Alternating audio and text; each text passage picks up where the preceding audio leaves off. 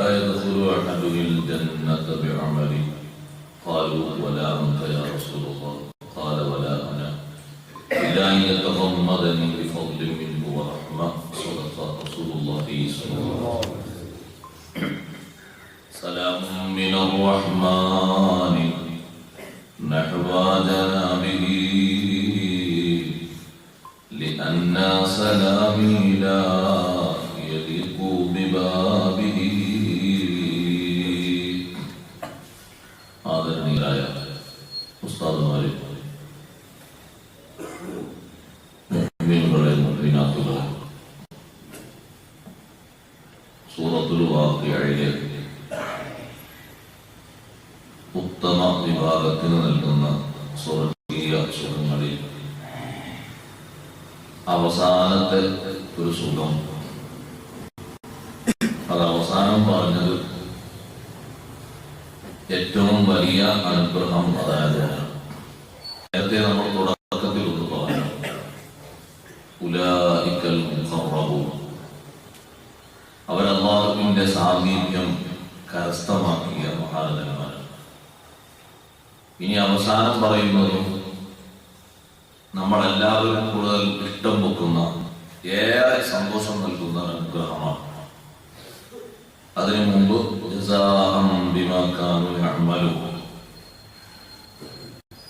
സ്വർഗത്തിൽ ഒരു വിഭാഗത്തിന് ഇത്രയും വലിയ സ്ഥാനം കൊടുക്കാനുള്ള കാരണം ജസാഅം ബിമാ കാനൂ യഅമലൂൻ, അവരധ്വാനിച്ചതിന്റെ, പ്രവർത്തിച്ചതിന്റെ പരിണിത ഫലമായിട്ടാണ്. ഇവിടെ അമല് മുഖ്യമായ വിഷയം.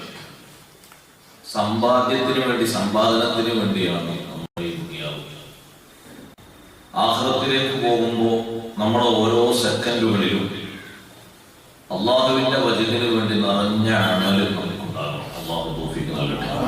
അതിന് ഒരു കാര്യം ശ്രദ്ധിക്കണം, അഥവാ ദുനിയാവിന് വേണ്ടി ചെയ്യുന്ന ഏത് അമലാണെങ്കിലും നിയ്യത്ത് ഉണ്ടാക്കുക.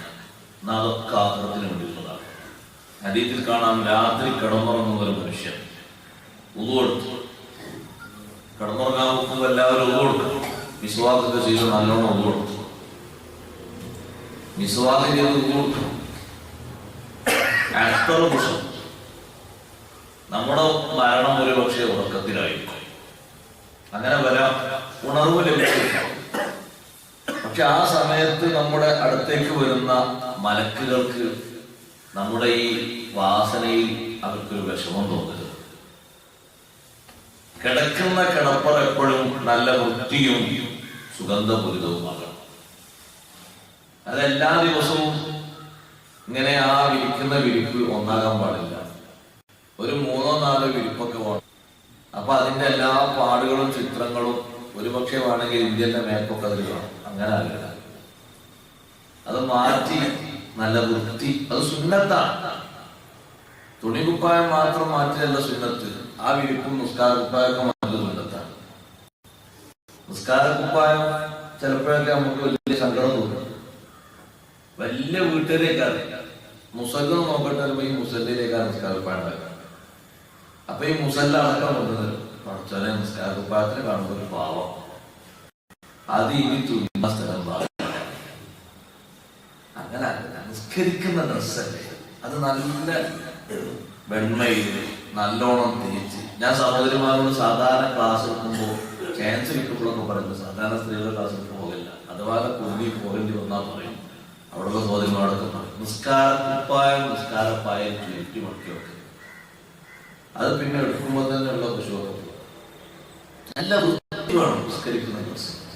അത് നിസ്കരിക്കുന്ന റൂമിൽ തന്നെ ഒരു ഹാങ്ങർ ഉണ്ടാക്കി അതിൽ കൊളത്തി. നമ്മുടെ ശരീരത്തിൽ നിന്ന് തട്ടുന്ന വിയർപ്പും ഇതൊക്കെ ആയിട്ട് ഇത് ചുക്കിച്ചുടിഞ്ഞ് ഒരു തലയിണന്റെ ഉള്ളിൽ നിന്ന് എടുക്കുന്ന ആ കഷ്ണങ്ങളെ പോലെ നിസ്കരിക്കുന്ന ഇനി ആ ചുളിവൊക്കെ നീരണമെങ്കിൽ പുതിയ സ്ഥിരപ്പെട്ടിയതേ കൊണ്ട് അങ്ങനെ തോന്നരുത്. നല്ല വൃത്തി വേണം. നിസ്കാരങ്ങൾ ഓരോരുത്തരും പെണ്ണുങ്ങൾക്ക് എത്ര ഉണ്ട്? ഒന്നേ ഉള്ളൂ. ഒന്നടി വേണം. നിസ്കാരമൊക്കെ പോലെ അല്ല, അത് ഒന്ന് അലക്കിടുമ്പോ മറ്റൊന്നിടാൻ വേണ്ടി വേണം. എത്ര കൂട്ടം ഡ്രസ്സ് നമുക്ക് പുറത്തിറങ്ങാനും പള്ളിയിൽ വരാനും കൊടുത്തു വരാനും. നിസ്കരിക്കുന്ന ഡ്രസ്സ് നമ്മുടെ സഹോദരിമാർക്ക് ഉമ്മമാർക്ക് ഒന്നുപോലെ മാത്രമല്ല, ആ പുരയിൽ വേറെ ആരെങ്കിലും വന്നാൽ നിസ്കാര കുപ്പായത്തിന് മറ്റൊരു വീട്ടിലേക്ക് ഓടേണ്ട സാഹചര്യം ഉണ്ടാകരുത്. അഥവാ കുറച്ചൊക്കെ ഒരു ഫ്രഷ് ഉണ്ടെങ്കിൽ നോക്കട്ടെ നിസ്കാര കുപ്പായം എന്ന് വെച്ചാൽ എന്താ ചോദിക്കുന്നു ഇങ്ങനെ കൊടുക്കുക. കാരണം ഇവിടെ ഉള്ളത് അരക്കി രണ്ടാഴ്ച, അപ്പൊ അതിന് ഞാൻ പറഞ്ഞു കൊടുക്കുക മോശമല്ലേ. അപ്പൊ കുറച്ചൊക്കെ ഒരു ഫ്രഷ് ഉണ്ടെങ്കിൽ എടുത്തു കൊടുക്കാൻ സുഖമല്ലേ. നിസ്കാര കുപ്പായം റമദാനിൽ ലീഫായിട്ട് അത് വിതരണം ചെയ്തോളൂ, അത് നല്ലത് തന്നെ. മുമ്പൊരു സ്ഥലത്ത് നിസ്കാര കുപ്പായം 50 എണ്ണം വിതരണം ചെയ്തു. നിസ്കാര കുപ്പായത്തിനെ പറ്റിയാണ് ഒരു മണിക്കൂർ എന്ന് പറയുന്നത്. നിസ്കാര കുപ്പായം നല്ലോണം ശ്രദ്ധിക്കേണ്ട, നല്ല ഭംഗിയായി സൂക്ഷിക്കേണ്ട ഒന്നാണ്. ചെയ്യുന്ന അമല് നല്ല വൃത്തി രാത്രി കിടന്നുറങ്ങുന്ന ഒരാള് പറഞ്ഞു, അയാള് രാവിലെ സുബഹിന്റെ മുമ്പ് എഴുന്നേൽക്കണം എന്നുള്ള നിയ്യത്തോടെ പറഞ്ഞത്. സുബഹിന്റെ മുമ്പ് എഴുന്നേൽക്കണം എന്നുള്ള നിയ്യത്തോടെ എന്നും പറഞ്ഞിട്ട് അങ്ങനെ പറഞ്ഞാണ് എഴുന്നേൽക്കുന്ന ആളാണ്. പക്ഷേ ഒരു ദിവസം അയാൾക്ക് എന്താണെന്നറിയില്ല, അല്ലെങ്കിൽ ഇടയ്ക്ക് നല്ല സുഖം വന്ന അയാൾ പറഞ്ഞാൽ ബാങ്ക് കൊടുത്തിട്ടാണ് അയാൾ എഴുന്നേൽക്കുന്നത്. എണീക്കുമ്പോൾ അയാൾക്ക് ഒരു വിഷമം പറഞ്ഞു, ഇന്നലെ ഞാൻ പതിവാക്കിയത് ഒന്നും പോയല്ലോ, മിനിയാന്ന് ആ പതിവാക്കിയത് ഒന്നും പോയല്ലോ. പക്ഷെ അത്രയും നേരം അയാൾ ഉറങ്ങിയത് എന്തേ കാരണം? നിയ്യത്ത് നന്നാക്കി നോക്കണം. അപ്പൊ ജോലി എടുക്കുമ്പോ, ഭക്ഷണം പാചകം ചെയ്യുമ്പോ, ഭക്ഷണം കഴിക്കുമ്പോ, ജോലിക്ക് പോകുമ്പോ എല്ലാറ്റിന്റെയും ബിദ്ദാത്ത് മഖ്സൂദ് ഡയറക്റ്റ് ലക്ഷ്യം അത് ആഖിറത്തിലേക്കുള്ള സമ്പാദ്യമാണ്. അതിനൊരു മാർഗമാണ് മാർഗത്തെ തരുന്നത്. ഞാനിപ്പോ എന്തിനാ ജോലിക്ക് പോകുന്നത്? ഹലാലാണ് എന്റെ കുടുംബം പോറ്റിട്ട് അവർക്കും സന്തോഷത്തോടെ ആരോഗ്യമുണ്ടായിട്ട് നല്ലത്. അതിനാ ഞാൻ കൃഷിയും ചെയ്യും. എന്തിനാ ഈ കൃഷി? ഈ കൃഷിയിൽ നിന്ന് കിട്ടുന്ന ഉൽപാദനം കൊണ്ട്, ഉൽപ്പന്നം കൊണ്ട് എനിക്കും എന്റെ കുടുംബത്തിനും സ്വസ്ഥമായ നിലയ്ക്ക് നല്ല ഇബാദത്ത് ജീവിക്കണം. നല്ല നിയ്യത്തോടെയാണോ? ഒരൊറ്റ സെക്കൻഡിൽ ഒരു മുഅ്മിനായ മനുഷ്യന് അമലല്ലാതെ മറ്റൊന്നും ഉണ്ടാവൂല. അതാണ് അമല് പെരുപ്പിക്കാനുള്ള ഒരു പ്രധാനപ്പെട്ട മാർഗം നിയ്യത്ത് നന്നാക്കുക. അല്ലാഹു തൗഫീഖ് തരട്ടെ. മദീനത്തെ പള്ളിക്ക് ഫക്കീറന്മാർക്ക് കൊടുക്കാൻ വേണ്ടി ഒരു സംഭാവന കൊണ്ടുവന്നു. ബഹുമാനപ്പെട്ട യസീദ് റളിയല്ലാഹു അൻഹു മകൻ കുറച്ച് കഴിഞ്ഞ് പള്ളിക്കൊക്കെ വന്നപ്പോൾ ഒരു സംഭാവന അങ്ങനെ കാണുന്നത്. അപ്പൊ പള്ളിക്കുള്ള ഒരാളോട് ചോദിച്ചു, മദീനത്തെ പള്ളിയിലാണ്, ഇതിനുള്ള കാലത്താണ്, ഇതെന്താന്ന്? അത് ഫക്കീറന്മാർക്ക് ആരോ കൊടുത്താണെന്നാണ്. ഈ സംഭാവന എടുത്ത് വീട്ടിൽ പോയപ്പോ ഈ സംഭാവനയൊക്കെ വാപ്പനാണ് നോക്കുന്നുണ്ട്, നോക്കുന്നുണ്ട്. മകന്റെ പേര് മകന് എന്നാണ്. ഇതെവിടെ കിട്ടിയ? അത് പള്ളിക്കല് ഫക്കീറന്മാർക്കാർക്കോ സംഭാവന ഉണ്ടെന്ന് ഞാനൊരു ഫക്കീറായതൊന്നും ഞാൻ എടുത്താണ്. ബാപ്പ കൊണ്ടേക്ക് സംഭാവന ഇപ്പൊ മകനെടുത്ത് പോകണേ. അപ്പൊ ബാപ്പ ഞാൻ അന്നെ ഉദ്ദേശിച്ചില്ല. അല്ല ബാപ്പ, നിങ്ങൾ ഉദ്ദേശിച്ചത് നിങ്ങൾക്ക് കുഴപ്പമില്ല, ഞങ്ങളെന്താ ഉദ്ദേശിച്ചത്? ഫക്കീറിന് കൊടുക്കാന്നല്ല. ഞാൻ ഫക്കീറല്ലേ. അപ്പൊ ഇത് അല്ല, ഞാൻ ഇന്നെ ഉദ്ദേശിച്ചത് പള്ളിക്ക് തന്നെ മോൻ പറഞ്ഞു നോക്കില്ല. നിങ്ങളുടെ ഉദ്ദേശത്തിൽ നിങ്ങൾ കൂലിട്ടും ഞാൻ ഫക്കീറാണ്. ബാപ്പാന്റെ ഉദ്ദേശത്തിൽ വേറെ ആരെടുത്ത് നോക്കിക്കൊണ്ടിരാണ്. സംഗതി വന്നത് അല്ലാതെ അക്കൗണ്ടിലേക്ക് മകനത് എടുത്തു വന്നത്. ഈ തർക്കം ഞാൻ കൊണ്ടേക്കൂലാന്ന് മകനും ബാപ്പ കൊണ്ടേക്കണം. അവസാനം മകനെ കൂട്ടി ബാപ്പ പോയി. നബി സല്ലല്ലാഹു അലൈഹി വസല്ലം ഹദ്റത്തിലേക്ക് പോയപ്പോ നബി സല്ലല്ലാഹു അലൈഹി വസല്ലം ബാപ്പാനോട് പറഞ്ഞു, നിങ്ങളെന്താ എഴുതിയത്? ഞാൻ പഠിക്കുന്ന സാധു കൊണ്ടേക്കും. ഞങ്ങൾക്ക് അതുണ്ട്, നിങ്ങളെന്താ എഴുതിയത്? ഒരു സാധകം ഞാൻ ഞങ്ങളെടുത്ത് വിളിക്കും. മകനോട് പറഞ്ഞു എടുത്ത് അവിടെ വെച്ചോളി, ബാപ്പാനോട് നിങ്ങളുടെ എഴുതിയിട്ടുണ്ട്. കണ്ടോ നിങ്ങൾ? അതിപ്പോ അവനാന്റെ അക്കൗണ്ടിലേക്കല്ലേ വന്നത്. അതുകൊണ്ട് ആ സന്ദേശത്തിന്റെ കൂലി പോയിട്ടില്ലല്ലോ. ഇതാണ് നമ്മൾ ചെയ്യുന്ന ഒരു കർമ്മം. അത് നല്ല നിയ്യത്തോടെയാണെങ്കിൽ അവനാന്റെ കുടുംബത്തിലേക്ക് മടങ്ങിയാലും വലിയ അമലാണ്. സ്വർഗത്തിൽ ഉന്നത സ്ഥാനം കൊടുക്കാനുള്ള വിഷയം പറഞ്ഞപ്പോ അല്ലാഹു തആല കാരണം പറഞ്ഞത് ഒന്നാണ്. സാബിത്തീങ്ങളെ സ്വർഗത്തിന് അവർക്ക് കാരണം പറഞ്ഞത് ജസാഅൻ ബിമാ കാനൂ യഅമലൂൻ, അവര് ചെയ്ത അമലിന്റെ ഫലമായിട്ടാണ്. അപ്പൊ സ്വർഗത്തിലെത്തുന്നത് അമലിന്റെ ഫലമായിട്ടല്ല, അത് അള്ളാന്റെ ഔദാര്യമാണ്. അള്ളാഹ് നമ്മളെ ഉൾപ്പെടുത്തട്ടെ. അതാണ് ഹദീസിൽ പറഞ്ഞത്. സ്വഹാബത്തിനെ ഏറെ ചിന്തിപ്പിച്ച ഹദീസാണ്. ലാ യദ്ഖുലു അഹദുൽ ജന്നത ബിഅമലി. സ്വഹാബ, സ്വർഗം കൊണ്ട് അമൽ കൊണ്ട് ഒരാൾ സ്വർഗത്തിൽ പ്രവേശിക്കൂല. അമൽ കൊണ്ട് ഒരാൾ സ്വർഗത്തിൽ പ്രവേശിക്കൂല. സ്വഹാബത്ത് ചോദിച്ചു, നബിയെ വലാ അൻത യാ റസൂലല്ലാഹ്, തങ്ങളും സ്വർഗത്തിൽ അമൽ കൊണ്ട് പ്രവേശിക്കൂലേ? തങ്ങൾ പറഞ്ഞു വലാ അന, ഇല്ല ഞാനും പ്രവേശിക്കൂല. പക്ഷേ ഇല്ല അള്ളാഹു എനിക്ക് വാരി കോരി തന്ന് നിറച്ചു തന്നിട്ടുണ്ട്. നിങ്ങൾക്കൊന്നും തരാത്ത ഔദാര്യവും അനുഗ്രഹവും തന്ന് അള്ളാഹു എന്നെ പൊതിഞ്ഞിട്ടുണ്ട്. അതുകൊണ്ട് സ്വർഗത്തിലെത്തുന്നുള്ള വിഷയത്തിൽ എനിക്ക് ഒരു സംശയമില്ല. നിങ്ങൾക്കൊക്കെ സ്വർഗം കിട്ടുന്നത്, സ്വർഗം തരുന്നത് അള്ളാഹുവിന്റെ ഔദാര്യം, നമുക്കൊക്കെ അള്ളാഹുവിന്റെ ഔദാര്യം. പിന്നെ അമലോ, അത് ഗ്രേഡിന്റെ മാറ്റം. അമലനുസരിച്ച് അവിടെ ദർജമുണ്ട്. സാധുക്കീങ്ങൾ ഇത്രയും വലിയ സന്തോഷം കൊടുത്തത് ഒന്നുമല്ല, അവര് ചെയ്ത അമലൊക്കെ അങ്ങനെ കൊടുക്കണ്ടേ. കാരണം അവർക്ക് ഈ ദുനിയാവിൽ വെച്ച് അവര് ഇഷ്ടപ്പെട്ട അമലുകൾ നിങ്ങൾ ഓരോരുത്തരുടേതും പറഞ്ഞാൽ അവർക്ക് ഇങ്ങനെ കൊടുക്കാതെ തോന്നും.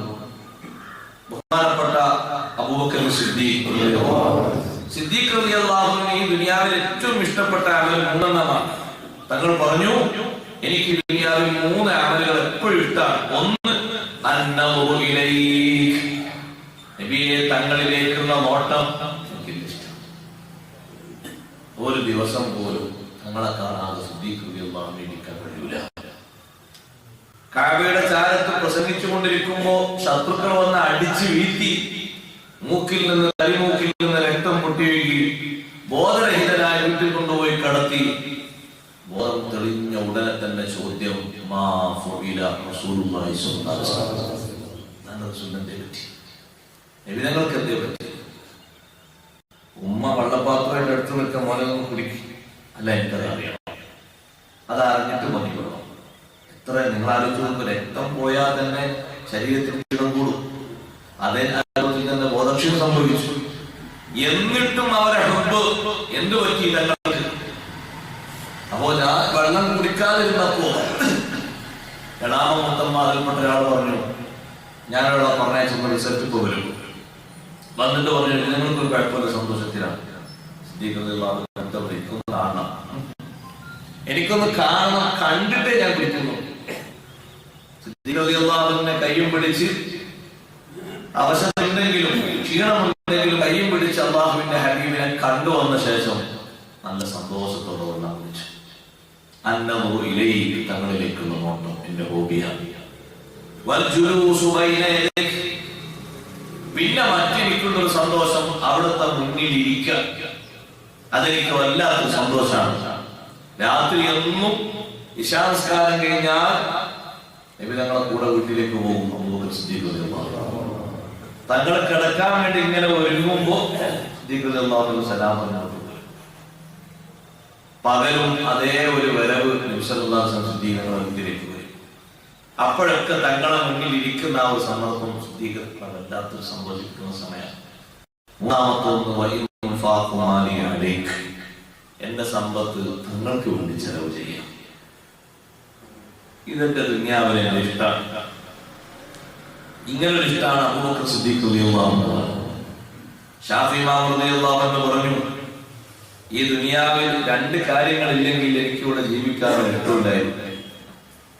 അതേപോലെ എനിക്ക് ദുനിയാവിൽ പ്രിയങ്കരമാക്കപ്പെട്ട 3 കാര്യങ്ങളുണ്ട്, ഇഷ്ടപ്പെട്ട. ഒന്ന്,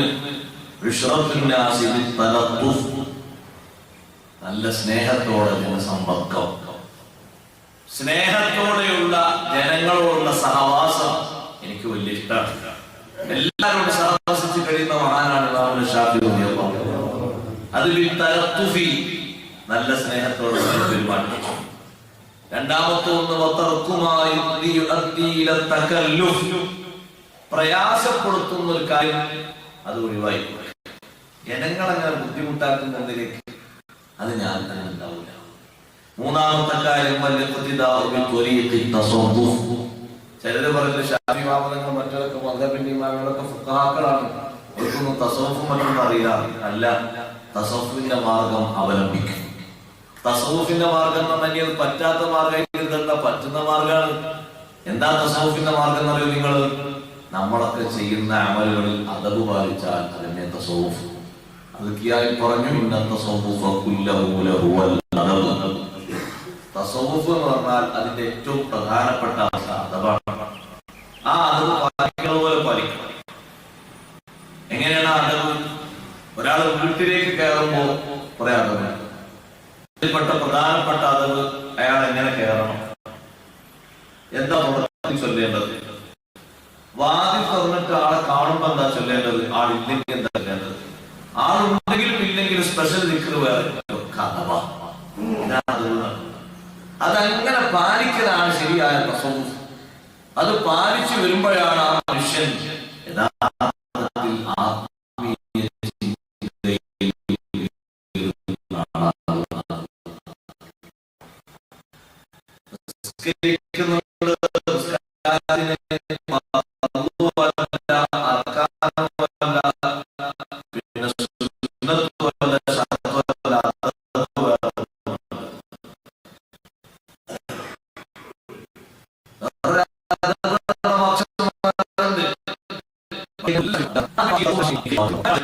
സ്വർഗത്തിൽ വലിയ ദർജയിലേക്ക് ചെറിയ ദർജയല്ല, വലിയ ദർജയിലേക്ക്. അമലിന്റെ സ്വീകാര്യതയും അമലിന്റെ വലുപ്പവും നമുക്ക് വേണം. അതിനുവേണ്ടി നമ്മളെല്ലാവരും പാടുപെട്ട് കഴിയും. അതിന് നമ്മൾ ശ്രദ്ധിക്കേണ്ട ഒരു കാര്യം എന്താണ്? നിങ്ങളുടെ കൂട്ടത്തിൽ നല്ല സമയവും നല്ല സ്ഥലങ്ങളും നല്ല സന്ദർഭങ്ങളും മുതലാക്കുക, ചാൻസ് മുതലാക്കുക. ഇപ്പോൾ ഉമ്മക്ക് പോകുന്ന ഒരാള് അയാൾ കഴിവിന്റെ പരമാവധി ചാൻസ് മുതലാക്കുക. റൂമിൽ പോയി വിശ്രമിക്കലാകരുത് അയാളുടെ ലക്ഷ്യം. അവിടെയാണ് പെർഫോമൻസ് ഫുഡ്. ഒരു ഉമ്ര കഴിഞ്ഞു പിന്നെ പിറ്റേന്നൊക്കെയാണ് ക്ഷീണം കുറച്ചുണ്ടാകണ്ടേ, കുറച്ചൊക്കെ ക്ഷീണം ഉണ്ടാണ്. അപ്പോഴേ രസം കൂടുതൽ കിട്ടും. നമ്മൾ കുറച്ചൊക്കെ തരണം ചെയ്യണം. അപ്പൊ ആ ക്ഷീണിച്ച അവസ്ഥയിൽ അയാൾ ഇരിക്കാണ്, കാവ്യയിലേക്ക് നോക്കിയാൽ ഉറക്കങ്ങനെ വരുന്നുണ്ട്. ഇടക്കിടക്ക് അയാൾ ഇങ്ങനെ പിന്നെ ഇങ്ങനെ നോക്കിയിരിക്കുകയാണ്. കുറച്ച് ക്ഷീണം. ആ ക്ഷീണത്തിൽ അയാൾ ഇത്തിക്കാഫിന്റെ നിയത്ത് വെച്ച് മസ്ജിദുൽ ഹറാമിലെ ഇത്തിക്കാഫില്ല. മസ്ജിദുൽ ഹറാമിലെ ഇത്തിക്കാഫിനോടൊപ്പം ഇത്തിക്കാഫ് കിട്ടും ലോകത്ത്? മസ്ജിദുൽ ഹറാമിലെ ഇത്തിക്കാഫിനോട് യോജിക്കുന്ന ഒരു ഇത്തിക്കാഫ് കിട്ടോ? എവിടെ? അയാൾക്ക് 10 ദിവസം അല്ലെങ്കിൽ 7 ദിവസം മക്കത്ത് നിന്നു. അൽഹംദുലില്ലാഹ് മുതലായി. ആലോചിച്ച് നോക്കുമ്പോ അത്ര നല്ല ദിവസം പറഞ്ഞ അത്ര സന്തോഷം. ഷാഫി ഇമാം റളിയല്ലാഹു അൻഹു പറഞ്ഞു, ജീവിതത്തിൽ ഏറ്റവും സന്തോഷമുള്ള സമയം എപ്പോഴാണ്? ഷാഫി ഇമാമിനോട് ഏറ്റവും സന്തോഷമുള്ള സമയം എപ്പോഴാണ്? ഹാറൂൻ റഷീദ് അറസ്റ്റ് ചെയ്തപ്പോഴാണ്. നോക്കണം, നമ്മളൊക്കെ എങ്ങനെയാണ് മകൻ ഹാറൂൻ റഷീദ് അറസ്റ്റ് ചെയ്തപ്പോഴാണ് ഏറ്റവും സന്തോഷമുള്ളത്. നമ്മൾ പറയണേ. അപ്പൊ എന്തെന്ന് വെച്ചു, എന്നെ കാണാൻ വേണ്ടി ലോകത്തിന്റെ വിവിധ ഭാഗത്തു നിന്ന് പഠിതാക്കൾ വന്നപ്പോ ഇൽമു പറഞ്ഞു കൊടുക്കുന്ന ഒരു ആനന്ദം എനിക്ക് അത്ര ഉണ്ടായത് മുമ്പുണ്ടായിട്ടില്ല, ശേഷമുണ്ടായില്ല. അറസ്റ്റ് രേഖപ്പെടുത്തിയതാ. അത് ഷാഫി ഇമാം റളിയല്ലാഹു അൻഹു കുറ്റം ചെയ്തിട്ടല്ല. ഷാഫി ഇമാം റളിയല്ലാഹു അൻഹു നജ്റാനിൽ ഒരു ഗവർണർ ജോലി കിട്ടി. ഗവർണറുടെ ഒരു പോസ്റ്റിന് ജോലി അമ്മാവന്റെ മൂക്കിലൂടെ കിട്ടിയതാണ്. അപ്പൊ ഷാഫി ഇമാം റളിയല്ലാഹു അൻഹു പല ഉലമാക്കളും പറഞ്ഞു, നിങ്ങൾ മദീന വിട്ടു പോകേണ്ട, അവിടെ നിന്നോളൂ. ഷാഫി ഇമാം റളിയല്ലാഹു അൻഹു ഉമ്മ ഒറ്റക്കല്ല, ഉമ്മാനൊന്ന് സഹായിക്കണ്ടേ? എത്ര കാലമാകുമ്പോൾ നമുക്ക് വേണ്ടി അധ്വാനിക്കുന്നത്, ഉമ്മാക്ക് സ്വസ്ഥത കൊടുക്കണം. അപ്പൊ ഇൽമും പറഞ്ഞു കൊടുക്കാം, കൂട്ടത്തിൽ ഒരു ഖിദ്മത്തും അല്ലേ. ഒരു മോശപ്പെട്ടു എന്നുള്ളൊരു ജോലി ഹലാലും സുന്നത്തായ കാര്യം തന്നെയല്ലേ. പക്ഷെ ഷാഫി ഇമാം റളിയല്ലാഹു അൻഹു അവിടെയുള്ള ഗവർണറുടെ കീഴ ഉദ്യോഗസ്ഥനായി ജോലി ചെയ്യുമ്പോൾ കിട്ടിയ ഡിപ്പാർട്ട്മെന്റ് വലിയ ഡിപ്പാർട്ട്മെന്റ്. അതിൽ കാര്യങ്ങൾ പാസ്സാകണമെങ്കിൽ ഷാഫി ഇമാം ഒപ്പിടും. അങ്ങനത്തെ ഡിപ്പാർട്ട്മെന്റ്. അപ്പൊ ഷാഫി ഇമാമുകളൊക്കെ വായിച്ചിട്ടേ ഒപ്പിടുള്ളൂ. ആ വായിച്ചതിൽ ഏതെങ്കിലും ഒരു വരി ശരീരത്തിൽ നിരക്കാത്തന്നെ ഒപ്പിടില്ല. കടലാസ് നീങ്ങാത്തോണ്ട് പലർക്കും കിട്ടുന്നത് മുടങ്ങി. അവിടെ ഇഷ്ടം ഈ കടലാസ് പോകേണ്ടതുപോലെ പോകാത്തത് കൊണ്ട് പലർക്കും കിട്ടുന്ന, ചുളിവിൽ കിട്ടുന്നത്, അയലിൽ കിട്ടുന്നത്, തിരുമറിയിൽ കിട്ടുന്ന ഒക്കെ മുടങ്ങി. അപ്പൊ അപ്പൊ പിന്നെ കേസ് വരും. അതിനായി അതിന് ഷാഫി ഇമാം റളിയല്ലാഹു അൻഹു ഭരണവിരുദ്ധനാണ് എന്ന് പറഞ്ഞിട്ടാണ് നജ്റാനിലെ ഹമ്മാദ് അൽ ബർബറി എന്ന ഗവർണർ ഹാറൂൺ റഷീദ് കത്തെഴുതി. അന്ന് ഭരിക്കുന്ന ഹാറൂൺ റഷീദ് അറസ്റ്റ് ചെയ്തിട്ട് ബഗ്ദാദിലാണ് ഹാറൂൺ റഷീദിന്റെ തലസ്ഥാനം. അങ്ങോട്ട് കൊണ്ടുവന്നപ്പോ ഷാഫി ഇമാം തങ്ങൾ അറസ്റ്റ് ചെയ്തു കേൾക്കുമ്പോ മക്കത്തും മദീനത്തും നജ്റാനിലുള്ള ശിഷ്യന്മാരും സ്നേഹജനങ്ങളും പൊട്ടിക്കരയാണ്. കാരണം ഇൽമിന്റെ ഒരു ഭാഗം അവസാനിച്ചുള്ള പേടി, ഇൽമിന്റെ ഒരു അധ്യായം ഞങ്ങൾക്ക് അവസാനിച്ചോന്നുള്ള പേടി കൊണ്ട് കരയുകയാണ്. ഷാഫി ഇമാം റളിയല്ലാഹു അൻഹു ബഗ്ദാദിൽ വന്നപ്പോ ഷാഫി ഇമാം റളിയല്ലാഹു അൻഹു വാതിൽ തുറന്നു കൊടുത്തു. ഹാറൂൺ റഷീദ് കാണുന്നത് അവിടെ ഒരു ദർശനം. ഷാഫി ഇമാം റളിയല്ലാഹു അൻഹു പറയാൻ അത്ര സന്തോഷമുള്ള സമയത്ത്, കാരണം ഞാൻ അവിടെ വന്നപ്പോ എന്റെ ഇൽമ് തേടിയിട്ട് ഇൽമ് ഞങ്ങൾക്ക് നഷ്ടാതെ. അപ്പൊ എന്തിനാ അപ്പോൾ അവരോട് മുതലാക്കുന്നത്? അമലാണ് ആഖിറത്തിലേക്കുള്ള ഏറ്റവും വലിയ അമലാണ്. അത്ര വലിയ സന്തോഷമുള്ള അമലാണ്. ഇബ്രാഹിം നബി അലൈഹിസ്സലാം പറഞ്ഞില്ലേ, ദിക്ർ ചൊല്ലിയതിൽ എനിക്ക് ഏറ്റവും ലദ്ദത്തുള്ള ദിക്ർ 40 ദിവസത്തെ ദിക്റാണ്.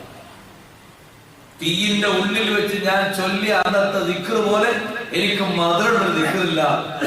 എന്താണെന്ന് ചൊല്ലിയ ദിക്ർ? ഹസ്ബുനല്ലാഹു വനിഅമൽ വക്കീൽ നിഅമൽ മൗലാ വനിഅമൽ നസീർ. ആ ദിക്റിന്റെ മധുരം ഇബ്രാഹിം നബി അലൈഹിസ്സലാം പറഞ്ഞു, ജീവിതകാലം മൊത്തത്തിന്റെ ഉള്ളിലാണെങ്കിൽ എന്ന് ഞാൻ വിചാരിച്ചു പോയി. കേൾക്കുന്നവരെന്താ, അവർ തീയിലാണെങ്കിലും ശരി, വെള്ളത്തിലാണെങ്കിലും ശരി, ഏത് സ്ഥലത്താണെങ്കിലും ശരി, അമൽ ചെയ്ത് മുതലാക്കാൻ എല്ലാവർക്കുള്ള സന്തോഷം. അപ്പൊ അമലിന്റെ മേൽപ്പൊടിയാണ്, അതിന്റെ ഉയർച്ചയാണ് സാബികൾക്ക് ഇത്രയും വലിയ സ്ഥാനം കാണുന്ന കാരണം. ജസാഅൻ ബിമാ കാനൂ യഅമലൂൻ, അവർ അധ്വാനിച്ചതിന്റെ അമലിന്റെ പ്രതിഫലമായിട്ടാണ്. അതുകൊണ്ട് ചാൻസ് മുതലാക്കണം, ചാൻസ് മുതലാക്കണം. ഇതത്ര അറബി മാസം അറബി അതിലാത്രന്നെ അതിലാർക്ക് പറയാം 24 21 കുറെ കൗല ഇങ്ങനെ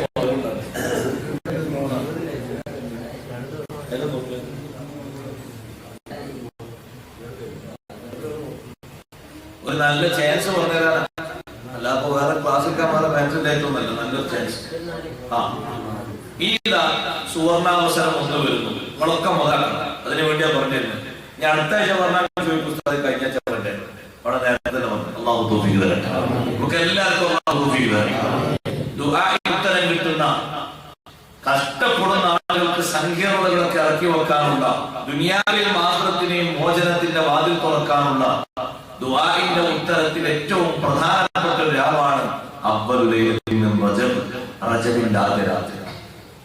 റജബിന്റെ ആദ്യ രാത്രി എന്നാണോ വരുന്നത് പിടിച്ചോളൂ, അതറിയാൻ പ്രയാസമൊന്നുമില്ല. 29-നാണെങ്കിൽ നമ്മളൊക്കെ അന്വേഷിക്കാം, മാസം കണ്ടോ ചിലപ്പോ ഈ ഉപകരണങ്ങളൊക്കെ 8-10 മണിയാകുമ്പോൾ മുമ്പൊക്കെ നമുക്ക് ഓർമ്മ 2 മണിക്കൂർ കോഴിക്കോട്ടെങ്ങാടി പോലെയാണ് മാസം കണ്ടോ അറിയാം. എന്നിട്ട് ആ കറക്കുന്ന ഫോൺ കൈ ഇങ്ങനെ ഒരു വെല്ലിട്ടാതെ ഇങ്ങനെ കറക്കണം, എന്നാലേ ഒന്നാണ്ടിയുള്ളൂ. കറക്കണ ഫോണിൽ എത്ര അധ്വാനിച്ചിട്ട് വേണം ഒരു ഫോൺ കോൾ ചെയ്യാൻ. ഇന്ന് സുഖല്ലേ? അപ്പോൾ ലൈലത്തിൻ റജബ് മുതലാക്കണം, വെള്ളിയാഴ്ച രാവ് മുതലാക്കണം. ഇന്നലെ വെള്ളിയാഴ്ച രാവ് മുതലാക്കിയില്ലേ നട്ടാണ്, ഇന്ന് പകല് മുതലാക്കുക. ഒരു വെള്ളിയാഴ്ച രാവും പകലും ഉമ്മമാരെ നമുക്ക് നട്ടായി പോകരുത്. ഒരു റജബിന്റെ ആദ്യത്തെ രാത്രിയിൽ നമുക്ക് നട്ടായി പോകാൻ പാടില്ല, നമുക്ക് നട്ടേണ്ടതാണ്. റജബിന്റെ ആദ്യത്തെ രാത്രി തൊട്ടടുത്ത മാസം വരുന്നു ശഅബാൻ പകുതിയുടെ രാവ്. 5 രാവുകളിൽ ദുആഇന് പ്രത്യേകം ഉത്തരം കിട്ടുമെന്ന് ഇമാം ശാഫിഈ അന്ന് നമ്മൾ കഠിനാധ്വാനം ചെയ്യണം. പടച്ചവനെ ശിഷ്ടകാല ജീവിതത്തിൽ നീ പൊരുത്തപ്പെടുന്ന അമലെന്തെങ്കിലുമൊക്കെ ചെയ്യാനുള്ള തൗഫീഖ് തരണം. എന്റെ കാര്യം ഏതായാലും പോക്കാണ്, കാര്യമായിട്ട് ആഗ്രഹത്തിലേക്ക് ഞാൻ ഒന്നും ചെയ്തിട്ടില്ല. യൗവനം അങ്ങനെ പോയി, കൗമാരമാണെങ്കിൽ അതും പോയി. ഇപ്പൊ ഞാൻ ജീവിതത്തിന്റെ ഏകദേശം അവസാന ഘട്ടത്തിലേക്ക് നീങ്ങിക്കൊണ്ടിരിക്കുകയാണ്. ഉള്ള കാലത്ത് നീ പൊരുത്തപ്പെടുന്ന ആഖിറത്തിൽ എനിക്ക് വിജയിക്കാൻ പറ്റുന്ന അമല് തന്ന് എനിക്ക് തൗഫീഖ് തരണം. നമ്മൾ അല്ലാഹുവോട് ദുആ ചെയ്തിട്ട് അല്ലാഹു ഏതെങ്കിലും ഒരു അമല് തന്നിട്ട് നമ്മളെ കബൂലാക്കാൻ ഒരു കാരണമാകണ്ടേ. അല്ലാഹു തൗഫീഖ് തരട്ടെ. അതിന് റജബിന്റെ ഒന്നാമത്തെ രാത്രി, ശഅബാൻ പകുതിയുടെ രാവ്, തൊട്ടടുത്ത് വരുന്ന മൂന്നാമത്തെ ചാൻസ് ലൈലത്തുൽ ഖദറിന്റെ രാവ്, പ്രതീക്ഷിക്കപ്പെടുന്ന റമദാൻ. ഒക്കെ മുതലാക്കാനുള്ളതാണ്. റമദാൻ വന്നിട്ട് മുതലായി പറയാം, വെള്ളിയാഴ്ച രാവ് വന്നിട്ട് മുതലായി. അങ്ങനെയാണ് പഴമക്കാർ വെള്ളിയാഴ്ച രാവ് വന്നിട്ട് അൽഹംദുലില്ലാഹ് മുതലായി. എന്തേ മുതലായത്? ഇന്നലെ ഒരുപാട് സ്വലാത്തെല്ലാം കഴിഞ്ഞു, ഒരുപാട് മദ്ഹുവെല്ലാം കഴിഞ്ഞു, ഒരുപാട് പ്രാർത്ഥിക്കാൻ കഴിഞ്ഞു, മുത്തുമൂമിനീങ്ങൾ സംഗമിക്കുന്ന പ്രാർത്ഥനയിൽ സംഗമിക്കാൻ കഴിഞ്ഞു. ഒക്കെ ഭാഗ്യമാണ്. നമ്മുടെ ലിസ്റ്റിലേക്ക് നമ്മൾ തിരിഞ്ഞു നോക്കുമ്പോൾ സന്തോഷമായിട്ടുണ്ടായി. വെള്ളിയാഴ്ച രാവും പകലൊക്കെ നല്ല സന്തോഷമായി കിട്ടി എന്നൊക്കെ പറയാൻ പറ്റുന്ന രീതിയിലാണ് ഓരോ വെള്ളിയാഴ്ച രാവും പകലും. ഇന്നലെ രാത്രി മുതലാക്കിയിട്ടില്ലെങ്കിൽ ഇന്ന് പകലിൽ നമുക്ക് ജീവിതം തന്നത് ഇറച്ചി നിന്നിട്ട് കടന്നുറങ്ങാനല്ല, ഇന്നലെ രാത്രി നഷ്ടപ്പെട്ട ആൾക്കാർ പകല് മുതലാക്കാനാണ്. അതിനാണ് ഏത് മഹത്തുള്ള രാവിലെയും പകലിന് മഹത്വം കൊടുത്തത്. ലൈലത്തുൽ ഖദറിന്റെ രാത്രി പോലെയുള്ള മഹത്വം പകലിലുണ്ട്. വെള്ളിയാഴ്ച രാവിലെ മഹത്തുണ്ട്, പകലിലും മഹത്തുണ്ട്. റജബിന്റെ ഒന്നാമത്തെ രാത്രിക്ക് മഹത്തുണ്ട്, പകലിലും മഹത്തുണ്ട്. അതുകൊണ്ടല്ലേ നിങ്ങൾ നോക്ക്, ശഅബാൻ പകുതിയുടെ രാവിലെ മഹത്തുണ്ട്, പകലിന് മുമ്പില്ലേ മഹത്തുണ്ട്. തിങ്കളാഴ്ച രാവിലെ മഹത്തുണ്ട്, പകലിന് മഹത്തുണ്ട്. എന്നല്ലേ സുന്നത്ത് നോമ്പുള്ളത്. ഇതൊക്കെ ശ്രേഷ്ഠതകളാണ്. അപ്പോ ചാൻസുകൾ മുതലാക്കാം. ഉംറക്ക് പോകുന്നവർ ഉംറ ചാൻസ് മുതലാക്കാം, ഹജ്ജിന് പോകുന്നവർ ഹജ്ജ് ചാൻസ് മുതലാക്കാം. ഹജ്ജിനൊക്കെ തോഫീക്ക് കിട്ടിയ ആൾക്കാരുണ്ട്, ചാൻസ് കിട്ടിയവര് കുറെ ആൾക്കാർ ഉദ്ദേശിക്കുന്നുണ്ടോ തോഫീക്ക് തരട്ടെ. എത്ര ദിവസമാണ് ഹജ്ജിന്? 40. ആ 40 ദിവസവും മക്കത്ത് ഉത്തരം കിട്ടുന്ന ദുആകളൊക്കെ പറഞ്ഞ് എനിക്ക് എഴുതിപ്പെട്ട പുസ്തകങ്ങളും കാര്യങ്ങളൊക്കെ ഉണ്ട്. ആ സ്ഥലങ്ങളിലൊക്കെ പോയിട്ട് നല്ല നിലക്ക് അല്ലാഹുവിനോട് നമ്മൾ ദുആ ചെയ്ത് അവിടെ ഓരോ നല്ല കർമ്മങ്ങൾ ചെയ്യാനുള്ള ഭാഗ്യം ഉണ്ടാക്കി.